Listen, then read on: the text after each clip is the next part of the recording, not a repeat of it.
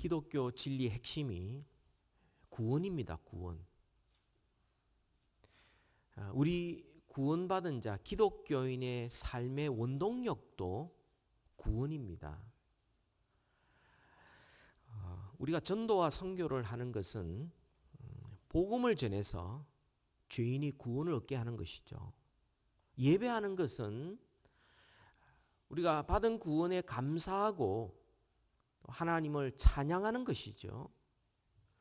또 기도하는 것은 우리가 구원받았기에 하나님과 대화하는 것이고 새로운 생명이 호흡하는 것이고, 또 성경 말씀을 우리가 읽는 것은 하나님의 구원의 길을 알고 또 구원받은 자가 어떻게 살아야 될지 생활의 지침을 우리가 받게 되는 것이고요. 또 봉사하는 것은 구원받은 자가 하나님의 구원 역사에 참여하는 것이고, 또 구원하시는 하나님을 닮아가는 것들이 바로 봉사하는 것입니다.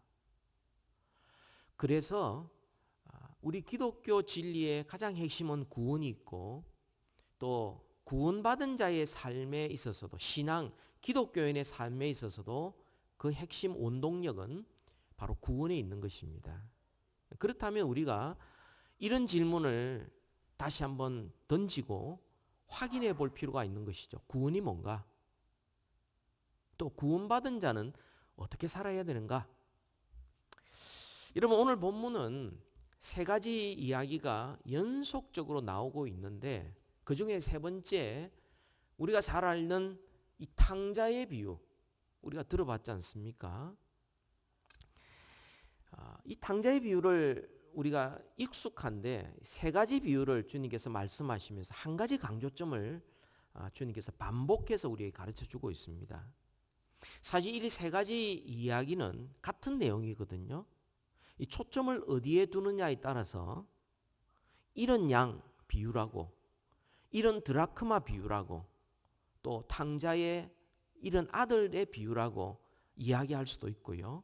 또 초점을 바꾸면 찾아가는 목자, 찾아내는 여인, 또 찾아내는 아버지, 이렇게 초점을 맞출 수도 있습니다. 이런 양 드라크마 아들이라고 봤을 때는 구원을 받아야 될 사람들의 형편을 말하고 있고, 찾아내는 목자와 여인과 아버지는 구원하시려는 하나님의 모습을 우리에게 가르친다고 말할 수가 있습니다. 이 세 이야기가 같은 내용인데 예수님께서 왜 이 말씀을 하셨을까요? 1, 2절에 나오지 않습니까? 모든 세리와 죄인들이 말씀을 들으러 가까이 나오니, 한 부류가 있고, 또 다른 부류, 바리새인과 서기관들이 수군거려 말하기를 이 사람이 죄인을 영접하고 음식을 같이 먹는다 하더라. 거기에 대해서 예수님께서 말씀하고 있는 겁니다. 음식을 같이 먹는다? 한 식구로 여긴다? 세리와 죄인들과 같이 어울린다? 그게 불편한 거예요.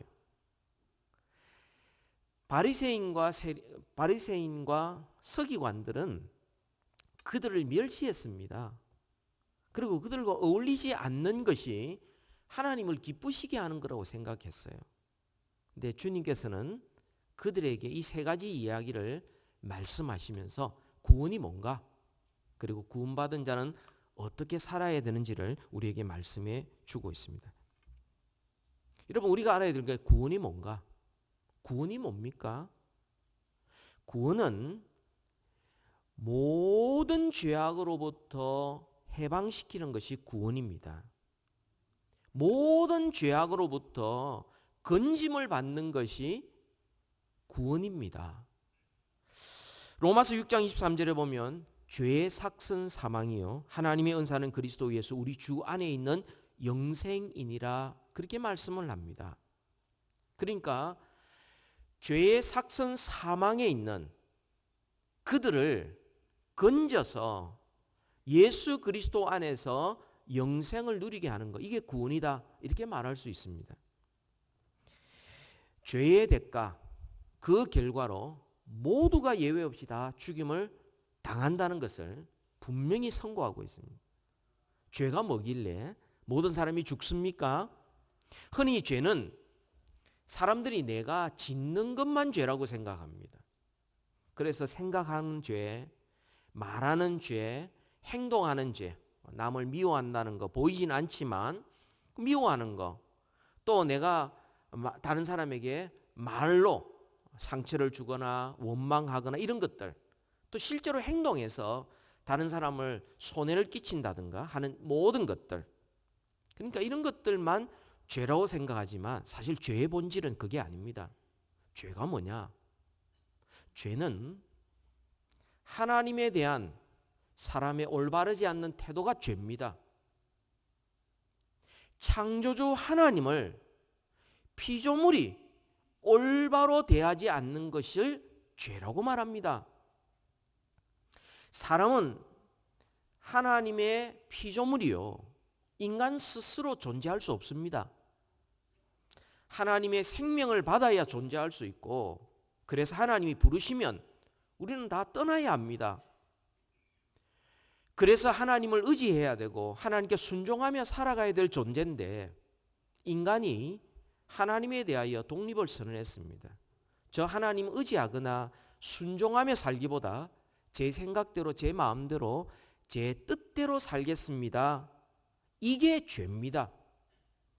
그 죄로 말미암아 죽음이 오게 된 것이죠. 하나님과 분리가 된 것이죠.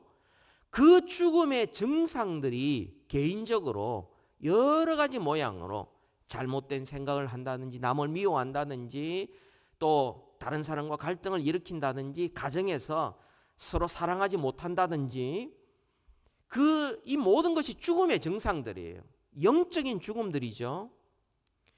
또 이웃과의 관계에서 갈등을 일으킨다든지, 또 국가적으로 더 넓게 보면 분쟁이 일어나고 서로 싸우는 모든 것들을 다 죽음의 증상이라고 말할 수 있고, 그것의 원인은 죽음이고, 그 죽음이 오게 된 것은 죄 때문에 그렇고, 죄라는 것은 우리 피조물인 사람이 창조주 하나님에 대하여 올바른 태도를 갖지 않았기 때문에 생기게 되는 것입니다.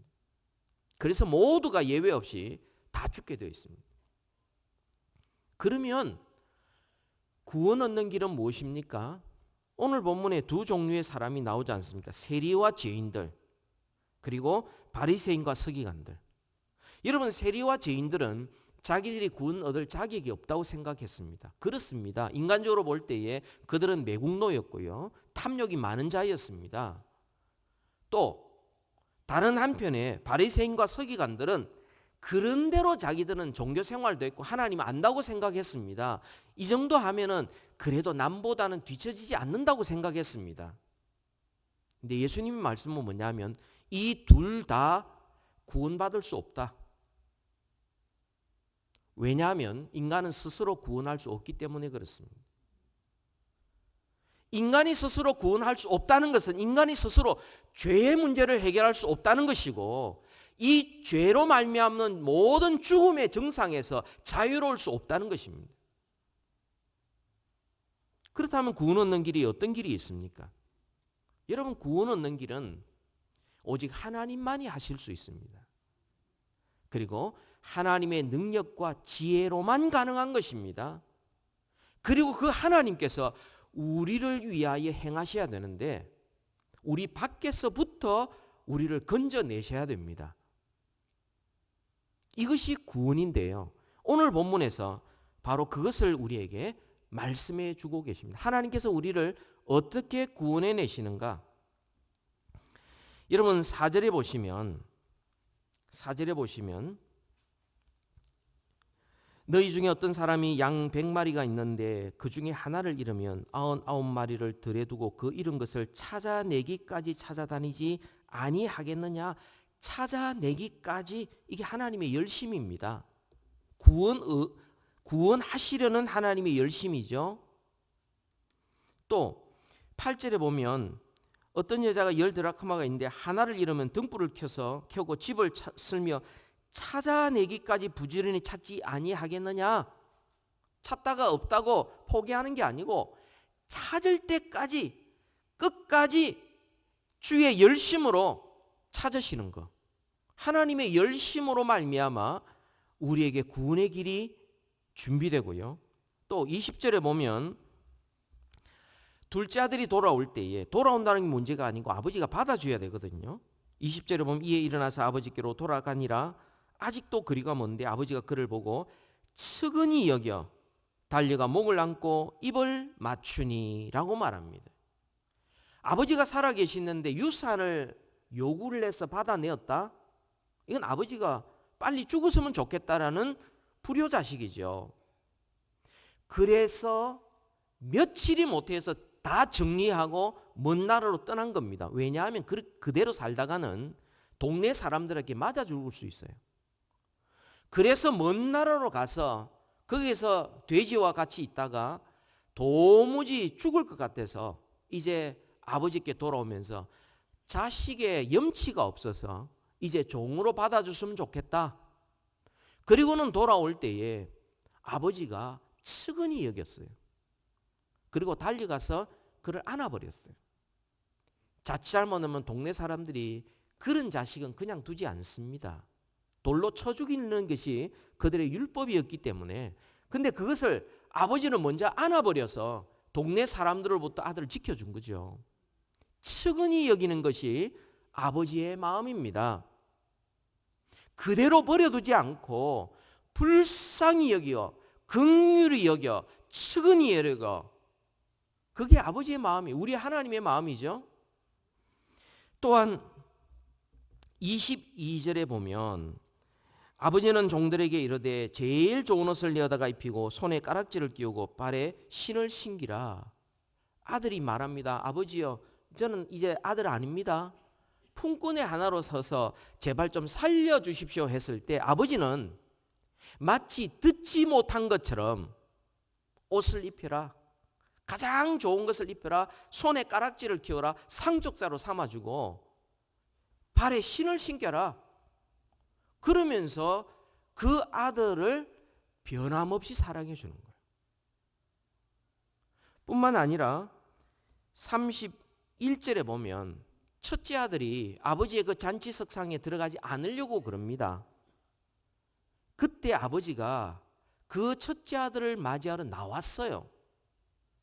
나와서 하는 말이 아버지가 이르되 예, 너는 항상 나와 함께 있으니 내 것이 다 네 것이로되 변함없이 사랑해 주세요.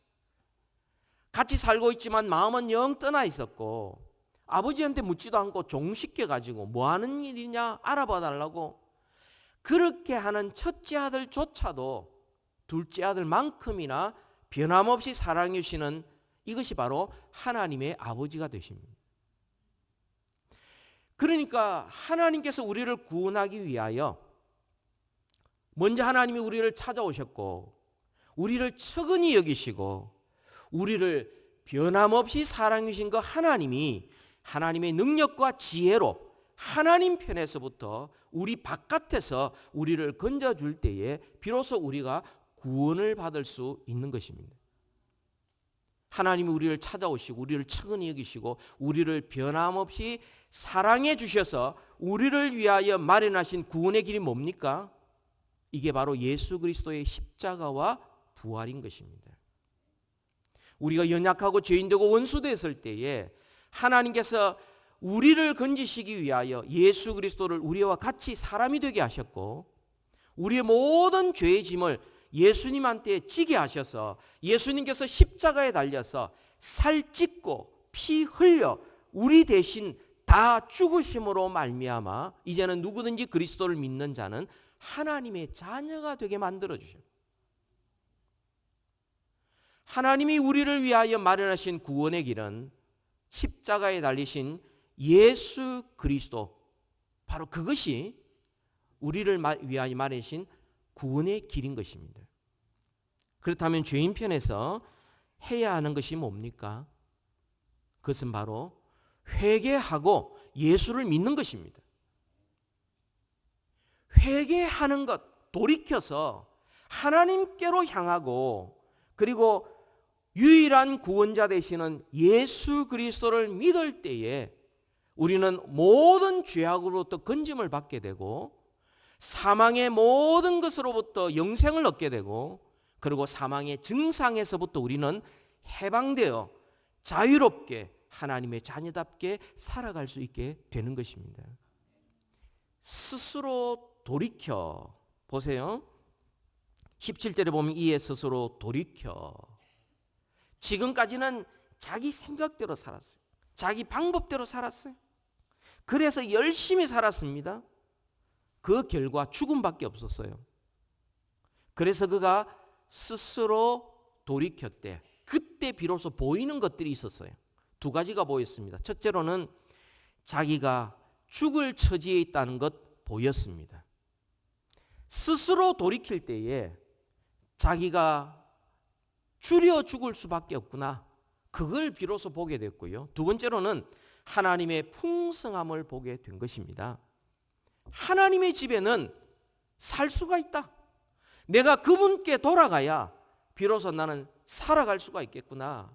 이것이 보이게 되는 것이죠. 여러분, 아직도 하나님을 아버지로 모시지 못한 분이 계십니까? 아직도 스스로 돌이켜서 내가 죄인됨을 깨닫지 못하는 분이 계십니까? 하나님은 그런 저와 여러분을 위해서 먼저 찾아오셨고요. 그리고 우리를 측은히 여기고 긍휼히 여기시고 그리고 우리를 변함없이 사랑해 주시면서 우리를 기다리고 계십니다. 하나님께로 돌아가면 살아납니다. 구원을 받고 영생을 얻을 수가 있습니다. 여러분, 그렇다면 구원받은 자는 어떻게 살아야 합니까? 여러분, 우리가 구원을 받고 나면 모든 죄로부터 해방되기 때문에 그 속에 새로운 변화가 막 일어나기 시작합니다. 여러 변화 가운데 하나가 말씀을 대하는 태도가 달라지죠.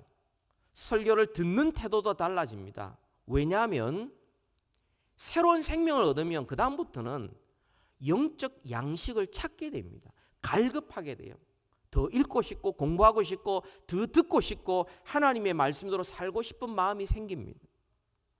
사람이 거듭나서 구원 얻고 나면 그때부터 호흡이 달라집니다. 새로운 생명으로 그때부터 기도하기 시작하죠. 하나님 앞에 엎드려 기도할 수 있게 되는 것입니다. 그리고 올바른 신앙 고백을 하게 되는데 그것은 이제는 지금까지는 내가 주인으로 살아왔지만 이제부터는 예수 그리스도가 나의 주인이십니다. 주님을 모시고 살고 주님 앞에 순종하며 살겠습니다 라는 고백을 하기 시작합니다. 그리고 교회 생활도 달라집니다. 지금까지는 나 혼자 그냥 예배 출석하고 그냥 나 혼자 신앙생활 하는 걸로 생각했는데 사람이 거듭나고 나면 그때부터는 내가 하나님의 식구구나. 이 식구는 하나님의 영원한 가족이구나. 그래서 교회 생활하는 자세가 완전히 달라집니다. 근데요, 오늘 보면 누가복음 15장에서는 하나님께서 우리가 구원받고 나서 거듭나고 나서 새로운 피조물이 되고 나서 우리에게 영생을 얻었을 때 뚜렷하게 나타나는 증거가 있다. 열매가 있다. 우리에게 말씀을 합니다. 그게 뭐냐면 우리가 받은 구원, 하나님이 우리를 향하여 행하신 그 구원을 즐거워하고 기뻐한다는 사실이에요. 이 세 가지 이야기를 통하여서 주님께서 강조하는 것은 한 가지입니다. 하나님의 구원을 즐거워하고 기뻐하라. 이게 10번이나 등장하는데요. 즐거워하다는 말이 7번, 기뻐하다는 말이 3번 반복해서 강조하고 있습니다. 여러분 5절부터 한번 보세요. 5절. 또 찾아낸적 즐거워 어깨에 메고 집에 와서 거벗과 이웃을 불러 모으고 말하되 나와 함께 즐기자. 나는 나의 이런 양을 찾아내오노라 하리라. 내가 너희에게 이르노니 이와 같이 죄인 한 사람이 회개하면 하늘에서는 회개할 것 없는 의인 99으로 말미암아 기뻐하는 것보다 더하리라. 9절 10절 보세요. 또 찾아낸적 벗과 이웃을 불러 모으고 말하되 나와 함께 즐기자. 이런 드라크마를 찾아내오너라 하리라. 내가 너에게 이르노니 이와 같이 죄인 한 사람이 회개하면 하나님의 사자들 앞에서 기쁨이 되느니라. 23절 보세요. 그리고 살찐 송아지를 끌어다가 잡아라. 우리가 먹고 즐기자. 32절 우리 다 같이 읽읍시다. 시작. 이 내 동생은 죽었다가 살아났으며 내가 잃었다가 얻었기로 우리가 즐거워하고 기뻐하는 것이 마땅하다 하니라. 아멘.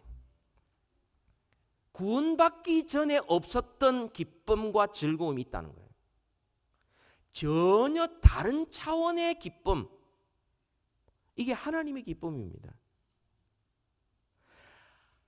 99마리의 양을 내가 지금 가지고 있다는 기쁨보다는 이런 양을 찾은 기쁨이 더 큰 기쁨.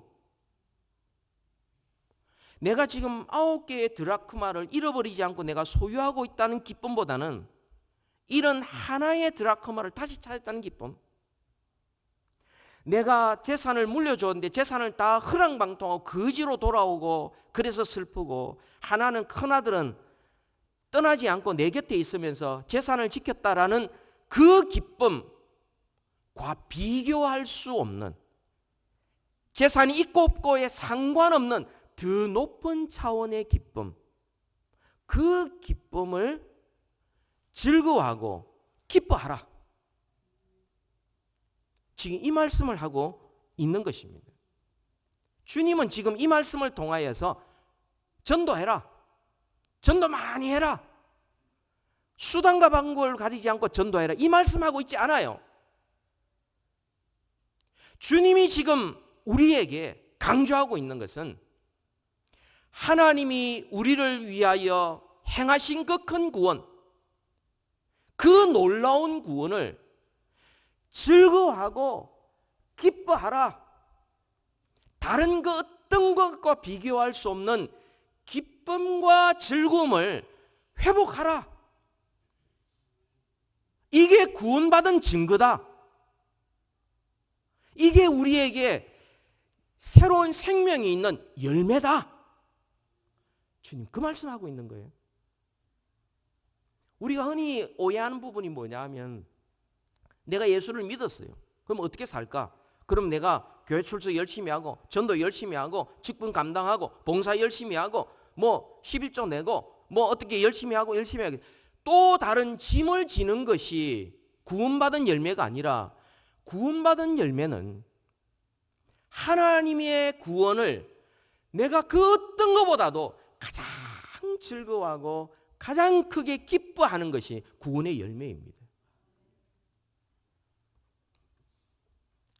우리 각자는, 우리 한 분 한 분은 받은 구원을 기뻐하고 즐거워할 수 있어야겠습니다. 우리가 어떻게 구원받았는지 아는 게 중요하죠. 어디서부터 구원받았는지, 우리를 구원하기 위하여 성부, 성자, 성령 하나님께서 어떻게, 무슨 일을 어떻게 행하셔서 이 구원을 이루시고 이루어가고 계시고 완성하실지 아는 건 굉장히 중요한 겁니다. 그러나 더 중요한 사실이 있어요. 구원을 아는 것으로 충분하지 않습니다. 구원을 즐거워하고 기뻐해야 합니다. 그것이 구원받은 자의 삶입니다. 여러분, 우리가 어떤 일을 만났을 때, 조그마한 문제를 만났을 때 금방 낙심이 되고 마음이 불편해지고, 그리고 어떤 사람이 어떤 말을 했을 때 마음의 상처를 받고 염려가 되고, 여러분 이런 상황에서 우리는 우리 자신을 한번 반성해 보아야 될 필요가 있어요. 우리의 구원이 어디에 있습니까? 하나님께서 우리를 위하여 행하신 그 큰 구원, 우리가 죄인 되었을 때 우리를 찾아오시고 우리를 측은히 여기시고 우리를 변함없이 사랑해 주신 그 하나님의 그 큰 사랑으로 우리가 죄악 가운데 죽음 가운데 건짐받았다는 이 구원의 즐거움과 기쁨이 어디가 있습니까? 우리가 종종 현실의 그 차가운, 그리고 무거움, 이런 것들 때문에 우리는 염려하고 경제적인 어려움, 또 인간관계의 불편함, 이런 것들 때문에 금방 구원의 즐거움을 잊어버리는데, 이것은 우리가 반성해야 될 부분들입니다. 정말 우리가 하나님의 구원을 기뻐하고 즐거워한다면 현실의 크고 작은 문제를 만났을 때 우리는 그 가운데서도 그 하나님을 의지하고 여전히 우리를 사랑하시고 우리를 측은히 여기시고 우리를 끝까지 변함없이 사랑하시는 그 사랑 때문에 현실의 그 어떤 문제들도 우리는 넉넉히 이기게 되고 세상을 이기는 힘과 위로를 얻으며 살아갈 수 있게 되는 것입니다. 우리 자신의 구원을 기뻐하고 즐거워할 뿐만 아니라 우리는 또한 다른 사람의 구원을 기뻐하고 즐거워할 수 있어야 됩니다. 우리가 다른 사람을 볼 때에 세상의 눈으로 그 사람을 쳐다보면서 저 사람은 유능한 사람, 성공한 사람, 그 사람은 키가 크고 잘생기고 멋지고 건강하고, 또 반면에 그 사람은 별 볼 일 없고 그 사람은 뭐 다른 사람보다 좀 뒤처지고, 이렇게 인간적인 눈으로 볼 것이 아니라 제일 먼저 사람을 볼 때에 하나님이 저 사람도 사랑하시는구나, 하나님이 그 사람을 너무 사랑하셔서 하나님께서 독생자를 주시기까지 사랑하는 그런 너무나 귀한 사람이구나, 이렇게 볼 수 있어야 합니다. 그럴 때에 우리는 서로 존중하게 되고 남을 나보다 더 낮게 여기게 되고 다른 사람을 섬기는 예수 그리스도를 본받는 삶을 비로소 살 수 있게 되는 것입니다. 구원받은 자의 삶은요, 그 원동력이 우리가 받은 이 구원을 즐거워하고 기뻐하는 것. 만약에 여러분 이 구원을 즐거워하고 기뻐하지 못하다면 우리는 단순히 내가 이렇게 해서 구원받았다, 예수를 믿으면 구원 얻고 천국 간다, 그러면서 우리 속에 진정한 기쁨과 즐거움이 없다면 우리는 바리새인과 똑같이 율법주의자가 될 것입니다. 아니면은 나는 구원받은 하나님의 백성이라고 그러지만 하늘에 속한 자의 모습은 하나도 나타나지 않고 이 땅에 사는 사람처럼, 속한 자처럼 여전히 이기적이고 여전히 욕심부리지 못하고 여전히 자기중심적으로 살아가는 정말 불미스러운 상황을 살아가면서 단순히 알고 있다는 사실만으로 하나님을 즐거워하지도 못하고 구원을 기뻐하지도 못하고 하나님을 소망하지도 못하면서, 그러면서 마음에는 온갖 세상 것이 가득하면서, 이게 바로 이 세상에 속한 자의 모습이 아닙니까? 사랑하는 성도 여러분, 우리는 오직 믿음으로, 오직 은혜로 우리는 구원을 받았습니다. 구원받은 자에게는 분명한 열매가 있습니다. 그것은 받은 구원을 기뻐하고 즐거워한다는 것이요, 다른 사람의 구원, 그것을 기뻐하고 즐거워한다는 것입니다. 이럴 때에 비로소 우리는 하나님의 기쁨 속에 살아갈 수가 있고 우리 속에 자리를 트고 앉은 이기심과 교만, 탐욕과 자기자랑을 물리칠 수 있게 되는 것입니다. 하나님의 그 큰 구원을 항상 기뻐할 때에 우리는 범사에 감사할 수 있는 것이죠. 하나님의 기쁨이 충만한 심령과 가정과 교회 되시기를 우리 주 예수 그리스도의 이름으로 축복합니다. 다 같이 기도하겠습니다.